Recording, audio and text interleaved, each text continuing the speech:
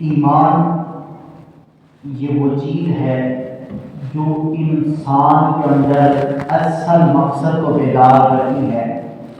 انسان ہونا تو افضل بات ہے، اشرف بات ہے، باقی دیگر مخلوقات سے افضل ہو جاتا ہے، لیکن صرف انسان ہونا ہی افضلیت کی نشانی نہیں ہے، بلکہ ایمان ہوگا تب جا کر وہ انسان اشرف ہوگا۔ مطلب یہ ہوا انسان کو جو اشرف المخلوقات کہا گیا، یہ اشرف المخلوقات صرف انسان ہونے کی وجہ سے نہیں کہا گیا کہ صرف انسان ہے اس وجہ سے وہ اشرف ہے، افضل ہے، اعلیٰ ہے۔ کیونکہ اس میں افضل ہونے کا کوئی مطلب ہی سامنے نہیں آتا۔ صرف کھانے پینے چلنے پھرنے کی ہی اگر بات ہو، وہ تو جانوروں کے اندر بھی یہ چیز پائی جاتی ہے۔ وہ کون سی چیز ہے جس کی وجہ سے اللہ رب العزت نے انسان کو تمام مخلوقات سے افضل بنایا؟ وہ ایمان ہے جو انسان کی طرف اللہ نے متوجہ کیا۔ انسان جب ایمان لاتا ہے تو وہ افضل ہو جاتا ہے، اور جب انسان ایمان نہیں لاتا، اسی انسان کو اللہ رب العزت قرآن میں فرماتے ہیں اولئک کالانعام، یہ چوپاؤں جیسا ہے، یہ جانوروں کی ہی طرح ہے جو ایمان نہیں لاتا، بل ہم اضل، بلکہ ان سے بھی گیا گزرا بدتر ہو جاتا ہے۔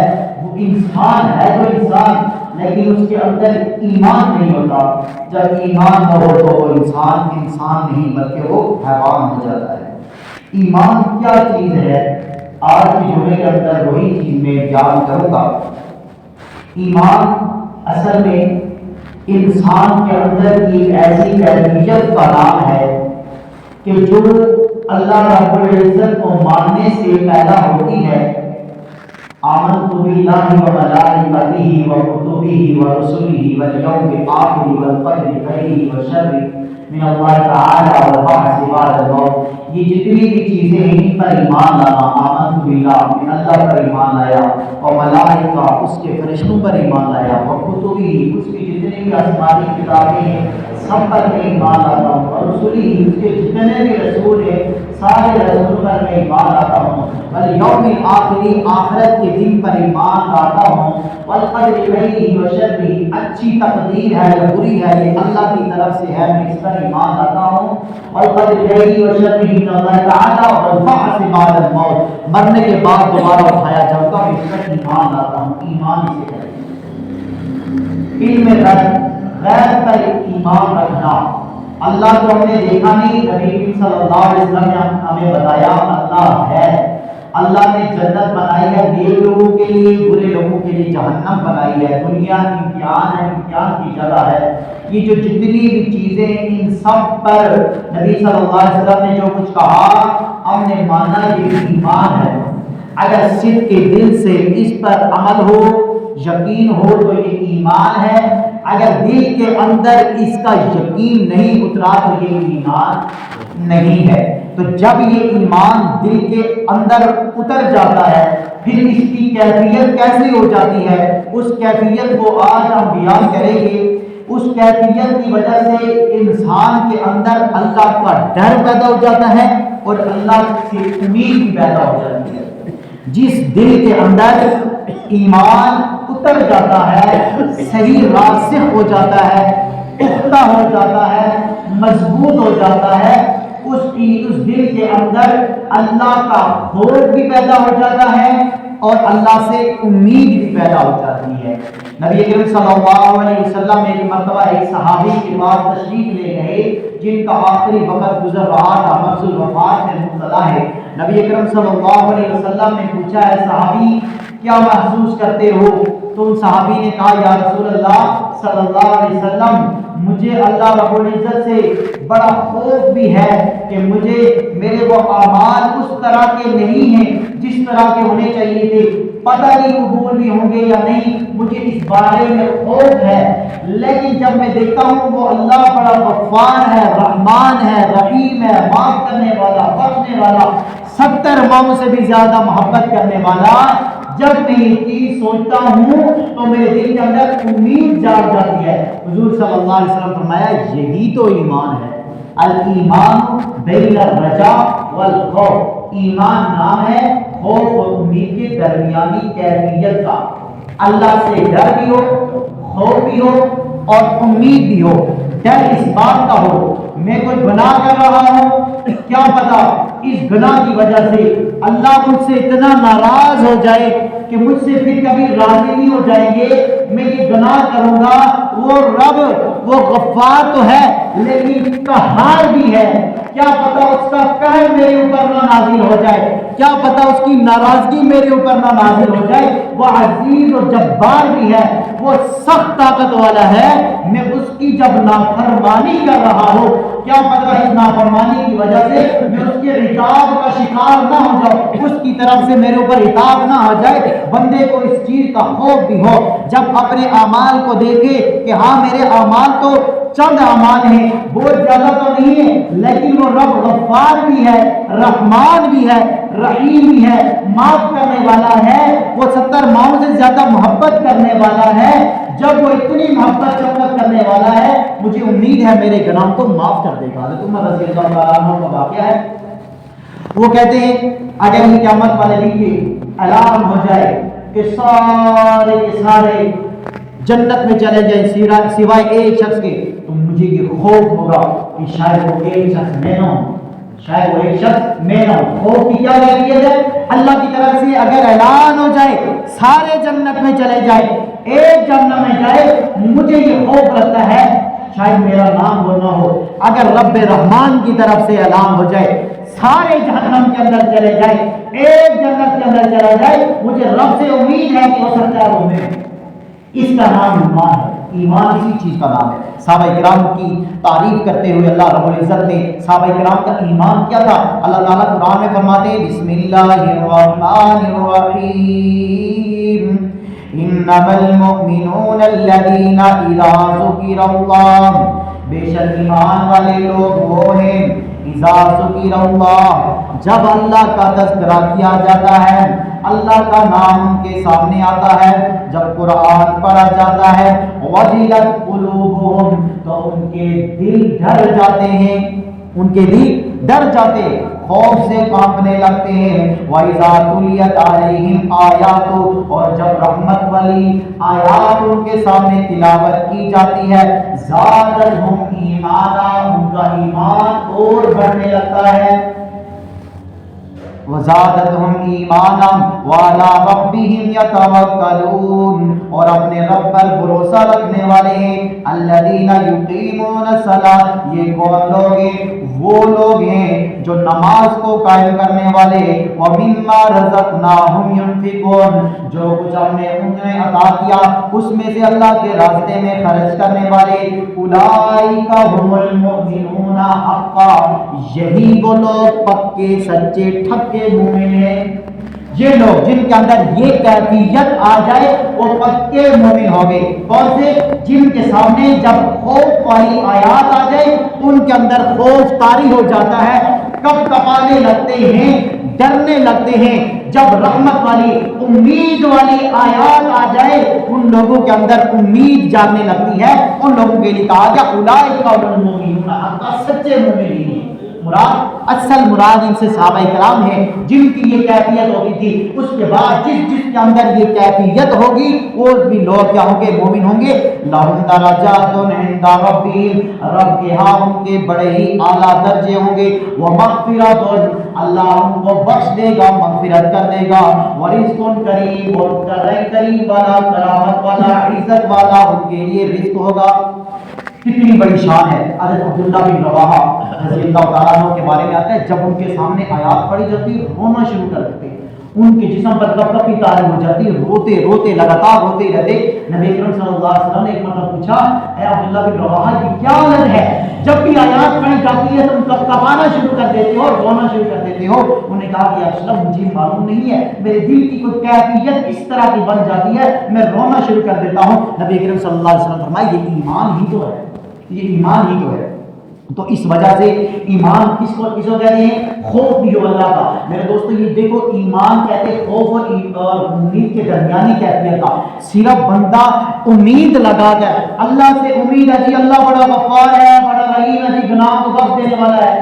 اکثر لوگوں کو جب کہا جائے نا جی نماز پڑھو، اور جی اللہ نیت کو دیکھتا ہے جی، نماز کو نہیں دیکھتا، استغفر اللہ، کتنی غلط بات ہے۔ اللہ جو حکم دے رہا ہے تم یہ کام کرو، ہم کہہ رہے ہو جی اللہ نیت کو دیکھتا ہے، اس کام کو نہیں دیکھتا۔ گویا ایک تو ہم نے اللہ کے حکم کی نافرمانی کی، دوسرا اس پر جرت بھی کی، ہم نے اس کے اوپر جرت بھی کی۔ یہ جرت کرنا اندیشہ ہے کہ کفر کے ساتھ ملا نہ دے۔ ایک ہوتا ہے نا بندے کے ساتھ سستی ہوگی، کوئی کام نہیں کر سکتا، یہ گناہ ہے۔ بندہ اگر نماز نہیں پڑھتا، جس نے فرمایا کفر اور اسلام کے درمیان ملانے والی چیز نماز کو چھوڑنا ہے، نہیں چھوڑنا چاہیے۔ لیکن بندہ اگر اس کے اندر جرت کرے نا، اپنی طرف سے کوئی دلیلیں بنا کر پیش کرے، اس میں خطرہ ہو جاتا ہے کہ کہیں وہ ایمان سے ہی نہ چلا جائے۔ اس لیے کبھی بھی اس طرح کی دلیلیں نہیں کرتا اللہ تعالیٰ نیت۔ اللہ تعالیٰ وہ نیتوں کو بھی جانتا ہے۔ تمہاری اگر نیت ٹھیک ہوتی، اللہ کے اس حکم پر تم نے لبیک کہتے ہوئے مسجد کی طرف جانا تھا۔ اگر نیت کے اندر تمہاری فطور نہ ہوتی، ٹھیک ہوتی، تو تم نے لبیک کرنا تھا فوراً جب اللہ کی طرف سے حکم آ گیا تھا۔ اس وجہ سے امید تو ہونی چاہیے، لیکن امید یہ بھی نہیں ہونی چاہیے کہ اللہ بس بخش دے گا، اس پر بندہ گناہ کرتا رہے، اللہ بخش دے گا۔ یہ ایمان کی کیفیت نہیں ہے۔ ایمان کی کیفیت امید تو ہے، لیکن اللہ سے ڈر بھی ہو، کیا پتا وہ پکڑ بھی لے۔ وہ غفار، جہاں پر غفار ہے وہاں پر قہار بھی تو ہے، جبار بھی تو ہے، پکڑ بھی تو سکتا ہے۔ تو اس وجہ سے درمیانی جو کیفیت ہوگی اس کا نام کیا نام ہوگا؟ ایمان نام ہوگا۔ یہ درمیانی کیفیت ہم اپنے اندر پیدا کریں گے، تب جا کر ہم کامل مومن ہوں گے۔ ایمان، ہم امید کیوں نہ رکھیں اپنے رب کے ساتھ؟ ہم جس طرح رب کی عبادت کرنے کا حق ہے ہم کر ہی نہیں سکتے۔ ساری زندگی اگر ہم سجدے کے اندر گزار دیں، ساری زندگی، پھر بھی رب کی جو نعمتیں ہیں ہم اس کا حق نہیں ادا کر سکتے۔ ایک ایک نعمت دیکھ رہے، آپ کیا دیکھ رہے ہیں، بغیر کسی ٹچ کے دیکھ رہے، بول رہے ہیں، چل رہے، پھر رہے، سانس لے رہے، کھانے کا نظام ہے، اخراج کا نظام ہے، اور ایک طرح کا نظام اللہ نے ہمیں دے دیا بلا ٹچ کے۔ صرف یہ کہہ دیا وما خلقت الجن والانس الا لیعبدون۔ اب ایک چیز تو انسان کے لیے، لیکن انسان اور جنات صرف میری عبادت کے لیے، صرف عبادت کے لیے۔ تو اس لیے رب سے ہم امید لگائیں گے کیونکہ رب بار بار قرآن میں ہمیں امید دلاتا ہے۔ قرآن میں اللہ تعالیٰ کیا فرماتے ہیں؟ جو مجھے اور آپ کو بار بار کہتے ہیں کہ میری رحمت سے نا امید مت ہونا۔ قل یا عبادی الذین اسرفوا علی انفسہم، اے نبی اکرم صلی اللہ علیہ وسلم، وہ لوگ جو اپنے اوپر اسراف کرنے والے ہیں، ظلم کرنے والے ہیں، زیادتی کرنے والے ہیں۔ اس آیت کے اندر اللہ رب العزت ہم کو کیا کہتے ہیں؟ یا عبادی، اے میرے وہ بندو۔ اے نبی کریم صلی اللہ علیہ وسلم، میرے بندوں سے کہہ دو یا عبادی، اے میرے بندو۔ کس لوگوں کو کہا؟ نیک لوگوں کو نہیں، نیک لوگوں کو نہیں کہا، انبیاء صلحاء نہیں، وہاں پر یا عبادی اگر کہا میرے اور آپ جیسے لوگوں کے لیے کہا، کیا کہا؟ اسرفوا علی انفسہم، جو اپنے اوپر ظلم بھی کرتے ہیں، گناہ بھی کرتے ہیں، گناہ کر کر کے تم جو تھک گئے ہو، اب تمہیں میں کہتا ہوں لا تقنطوا من رحمت اللہ، اللہ کی رحمت سے مایوس مت ہونا، نا امید مت ہونا۔ رحمت کا دروازہ کھلا ہوا ہے دنیا کے اندر۔ جس وقت بھی تم آؤ گے، بادشاہوں کے دربار میں تم جاؤ گے، ایک وقت جاؤ گے تمہیں عطا کریں گے، دوسری بار جاؤ گے پھر بھی وہ عطا کریں گے، تیسری مرتبہ جاؤ گے وہ ناپسند کریں گے، تمہارا بار بار آنا ان کو اچھا نہیں لگے گا، اور ان کا وقت بھی مختص ہوگا، خاص وقت میں تم جاؤ گے۔ میرے دروازے پر بار بار آتے رہو، بالتکرار آتے رہو، جتنی بار آؤ گے میں اتنا زیادہ خوش ہوں گا۔ بلکہ اگر ان الذین یستکبرون عن عبادتی، وہ لوگ جو مجھے پکارتے نہیں، اللہ تعالیٰ خود قرآن فرماتے ہیں سیدخلون جہنم داخل، ان کو میں جہنم کے اندر داخل کر دوں گا۔ یعنی وہ جو میرے بندے، ان سے کہہ دیجیے ادعونی استجب لکم، مجھے پکارتے رہو، مجھے پکارو، میں تمہاری پکار کو سنتا ہوں، صرف سنتا نہیں، استجب لکم، اس کا جواب بھی دیتا ہوں۔ اور جو اس وقت پکارو، چاہے رات کو پکارو گے، اس وقت میں تمہیں زیادہ قریب ہوں گا۔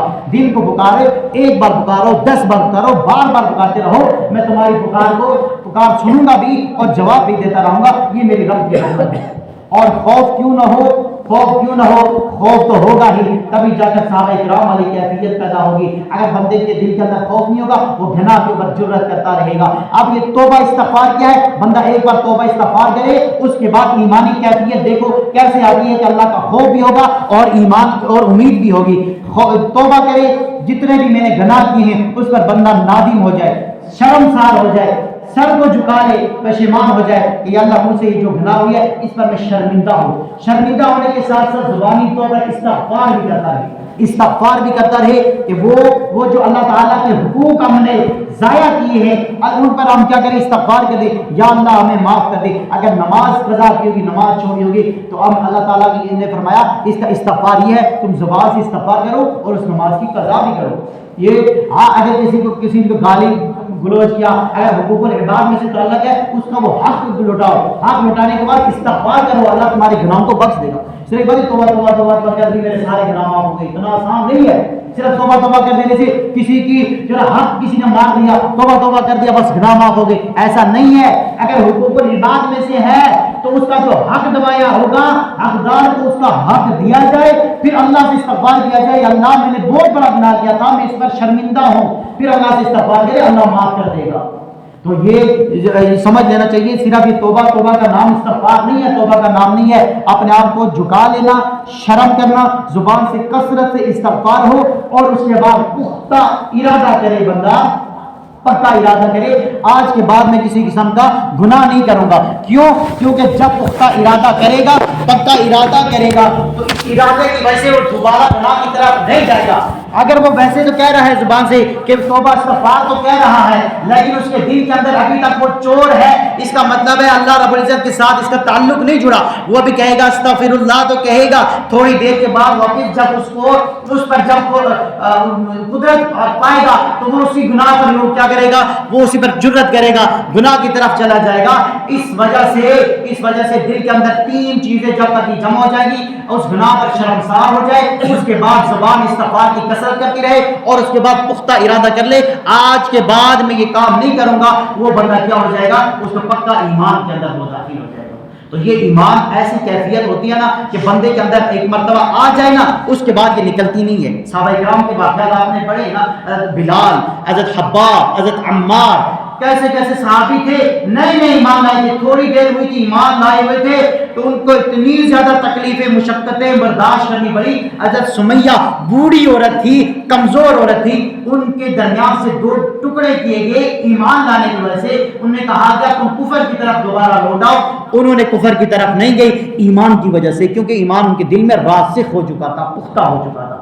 حضرت زنیرہ یہ بھی ایک صحابی ہیں، ان کی آنکھیں نکالی، برچہ مار کر ان کی آنکھیں نکالی گئی، آنکھیں نکالی، پھر بھی انہوں نے کلمہ کفر نہیں کہا۔ انہوں نے کہا کہ آپ کفر کی طرف لوٹ آؤ، انہوں نے کہا نہیں، ہمارے دل کے اندر اب ایمان اتر آیا ہے۔ ایک صحابی کو ان کے ساتھیوں سمیت کیا قید کیا گیا، ایک کو پکڑ کر مار رہے، قتل کر رہے، ان کو تیل کے اندر تل چھٹ جو تیل کی ہوتی ہے، یہ تیل ابلتا ہے اس کے اندر ڈال رہے ہیں اور ان سے کہہ رہے ہیں کہ کیا تم اس چیز کو چاہتے ہو کہ تمہاری جگہ پر محمد رسول اللہ صلی اللہ علیہ وسلم کو یہاں لا کر ان کو تکلیف دی جائے؟ کیا تم اس چیز کو گوارا کرتے ہو؟ اگر تم کرتے ہو ٹھیک ہے، ہم تمہیں چھوڑ دیتے ہیں، تم کلمہ کفر کر دو۔ انہوں نے کہا ہم محمد صلی اللہ علیہ وسلم ان کو ہم یہ کیسے برداشت کریں گے، ہم تو یہ نہیں چاہتے ان کا ایک بال کو بھی تکلیف ہو، ان کے بال بھی بیتا ہو، ہم اس چیز کو بھی برداشت نہیں کرتے، ہم یہ کیسے برداشت کریں گے۔ جب ان کے ساتھیوں کو مار دیا گیا، ان کو جب تیل کے اندر ڈالنے لگے تو ان کی آنکھوں سے آنسو جاری ہو گئے، ان لوگوں نے ہنسنا شروع کر دیا، دیکھا ڈر گئے۔ انہوں نے کہا نہیں، میرے دل کے اندر ایمان ہے، میں ڈرتا نہیں ہوں، میں روتا اس وجہ سے ہوں، اس وجہ سے رو رہا ہوں کہ کاش میری سو جانے ہوتی، آقا کریم صلی اللہ علیہ وسلم پر ایک ایک کر کے فدا کر دیتا، لیکن میں یہ کبھی بھی نہ چاہتا کہ میری وجہ سے نبی کریم صلی اللہ علیہ وسلم کو تکلیف پہنچے۔ ایمان ہے، یہ ایمان ہے، یہی کیفیت ہم نے اپنے اندر بھی پیدا کرنی ہے۔ جب یہ کیفیت ہم اپنے اندر پیدا کریں گے، وہ جو اللہ کی مدد نصرت صحابہ کرام کے اوپر اترتی تھی، ہم بھی اس کو اپنی آنکھوں کے ساتھ دیکھنا شروع کر دیں گے۔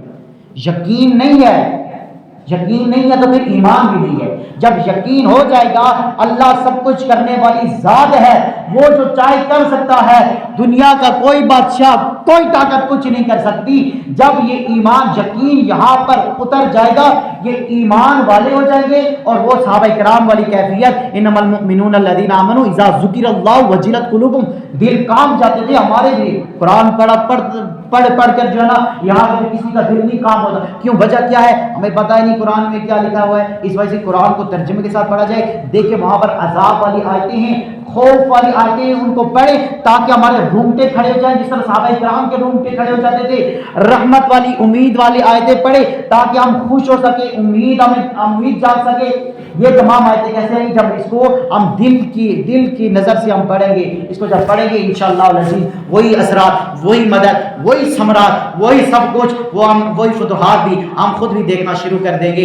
اللہ رب العزت سے دعا ہے اللہ رب العزت جو کچھ کہا سنا اس پر عمل کرنے کی توفیق عطا فرمائے، اور ایمان بالراسخ دل کے اندر پختہ ہونے والا ایمان جو صحابہ کرام کا ایمان تھا، اللہ رب العزت اسی ایمانی کیفیت اللہ تعالی ہم سب کے دل کے اندر پیدا فرمائے۔ وآخر دعوانا الحمدللہ رب العالمین۔